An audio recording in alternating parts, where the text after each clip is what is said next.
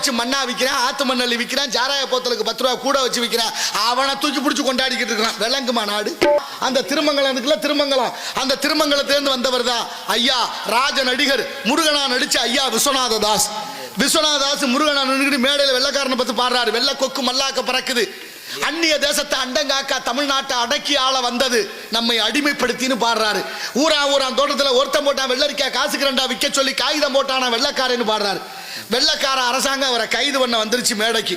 யார் இங்க விஸ்வநாத தாஸ் உன்னை கைது பண்ணணும்னு. அவர் சொன்னாராம், நான் விஸ்வநாத தாஸ் இல்லை, இப்ப நான் முருகனை தொட முடியாது போயான்ட்டார். நீதிமன்றத்துக்கு போறாங்க, அவர் எங்களை மிரட்டுறாரு, அவர் முருகனா நின்றுகிட்டுன்னு. உடனே விஸ்வநாத தாஸுக்கு மறு உத்தரவு போடுறேன், முருகனாக நடிக்கும் விஸ்வநாத தாஸை கைது பண்ணுங்கன்னு. இப்ப வந்து கைது பண்ணாங்க. அறிவில் சிறந்த பெரியோர்களே, என்னென்னமோ நினைக்கிறேன், என்னென்னமோ பேசுறேன், என்னென்னமோ பண்றேன். நம்ம எல்லாம் சிந்திச்சு பாருங்க. நாடக கலைஞரான திருமங்கலத்தில் பிறந்த ஐயா விஸ்வநாத தாஸை வெள்ளக்கார அரசாங்கம் எத்தனை தடவை கைது பண்ணிருப்பா சொல்லுங்க பாப்போம். 29 முறை சிறையில் அடைக்கப்பட்டார். 29 முறை இந்த நாட்டுக்காக, மக்களுக்காக, மொழிக்காக சிறையில் அடைக்கப்பட்டார். இன்னைக்கு நிலைமை நினைச்சு பாருங்க, அப்படியா இருக்கு. அவரை பத்தி நம்ம தெரிஞ்சுக்கறல. இந்த மண்ணுக்கு, இந்த மக்களுக்கு, இந்த நாட்டுக்கும் ஒரு துளியளவு இல்லாம மலையை உடைச்சு மண்ணா விற்கிறான், ஆத்து மண்ணல் விற்கிறான், சாராய போத்தலுக்கு 10 ரூபா கூட வச்சு விற்கிறான். அவனை தூக்கி பிடிச்சி கொண்டாடிக்கிட்டு இருக்கிறான். விளங்குமா நாடு?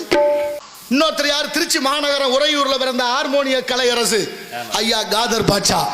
ஐயா காதர் பாட்சா ஹார்மோனிய கலையரசு வெள்ளக்காரனை ஏத்து பிரச்சாரம் பண்றாரு. அவர் மேலேயும் வழக்குனா சாதாரண வழக்கு இல்ல, தூக்கு தண்டனை வழக்கு. தூக்கு தண்டனை உறுதி ஆயிடுச்சு. தூக்கு மேடை கொண்டாந்தாச்சு ஐயா காதர் பாட்சாவை. கடைசி ஆசை என்னன்னு கேட்கிறேன் வெள்ளக்கார அந்த சிறைத்துறை அதிகாரிகள். அவர் என்ன சொன்னார் தெரியுமா? என்னையா எனக்கு ஆசை இருக்க போகுது, இந்த மண்ணையும் மக்களையும் விட என்கிட்ட ஹார்மோனிய பொட்டியை குடியா 2 வார்த்தை பாடிட்டு வாசிச்சுட்டு வர்றேன், தூக்கில் போடலாம்னார். ஹார்மோனிய பொட்டி கொடுக்கப்படுது. தூக்கு மேடையில வாசிக்கிறார் ஐயா காதர் பாட்சா. முருகன் மேல பாடுறாரு, சுருளி மலை வேளா உன்னை தோற்கரித்தேன் சுப்பிரமணிய பாலா என்று அழகான காவடி சிந்து ராகத்தில் பாடுறாரு. அப்படி பாடிக்கிட்டே இருக்கிற போது தூக்கு போட வந்த அதிகாரிகள் பாட்டை கேட்டு மகிடிக்கு மயங்கின பாம்பு போல மெய் மறந்து இருந்துட்டாங்க. நேரம் கடந்து போச்சு, தூக்குல போட முடியல. ஐயா காதர் பாட்சாவை கூட்டிட்டு நீதிமன்றத்துக்கு போறாங்க. நீதிபதி கேட்கிறார், ஏன்டா தூக்குல போடலன்னு. கடைசி ஆசையை கேட்டோம். அவர் ஹார்மோனிய பொட்டியை கேட்டாரு, கொடுத்தோம்.